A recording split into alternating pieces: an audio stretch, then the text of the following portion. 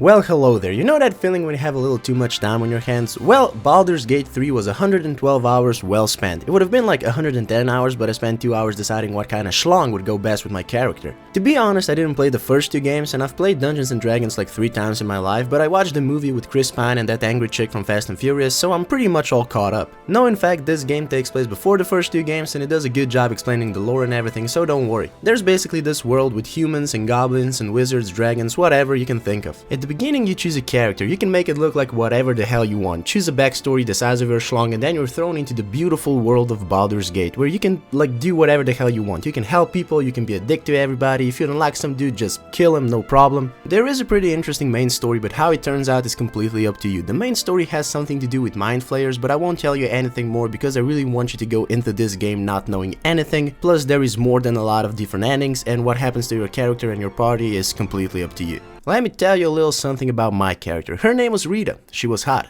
Really hot actually, and a bit of a slut. I did a bit of exploring, killed a few goblins, made a lot of money, wasted it on a slightly better sword, made a bunch of money again, and lost it. And by lose it I mean literally, cause I accidentally stashed it in some corpse and I forgot about it. Did all sorts of stuff with my party, which consisted of an angry devil lady and a not so angry devil wizard, and this absolute unit that can transform into different animals. I didn't use that ability once, but it's better to have and not need than to need and not have, which is basically the motto of this game. I cannot tell you for the life of me how many things there are to collect in this game. I mean, you don't use them because like I didn't even know what half of them even like did, but like I had them and that was enough for me. But that is the beauty of this game. I don't know if you ever played Dungeons & Dragons, but with every situation you can do whatever you want. Let's say some dude doesn't let you pass or whatever. You can pay him, kill him, you can sneak past him, you can do almost anything, and that is why this game takes so long to beat. If you play just the main story and know exactly what you need to do and everything, you can probably finish this game in like 10 hours. But if you want to explore, you will constantly be interrupted by battles and people needing your help and people trying to kill you and caves and treasures and traps, and at some point I'm pretty sure I stumbled upon 2 trolls having sex. It was crazy, bro.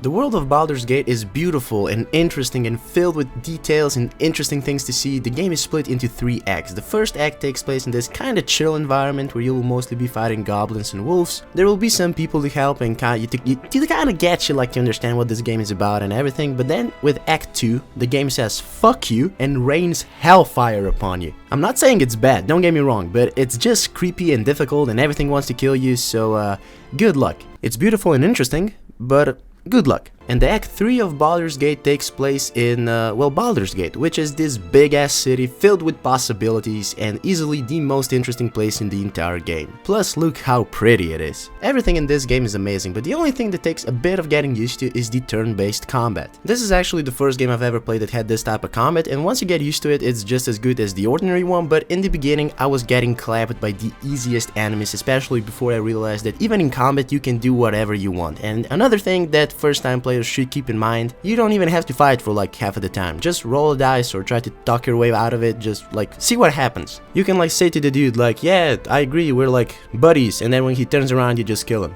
And like it's a possibility. You can do anything. The possibilities are limitless. I'm pretty sure you can even have sex with bad guys if you try hard enough. There was this one encounter with this ugly son of a bitch. It was probably gonna kill me, but I just challenged him to a drinking game and he drank too much and like exploded and died.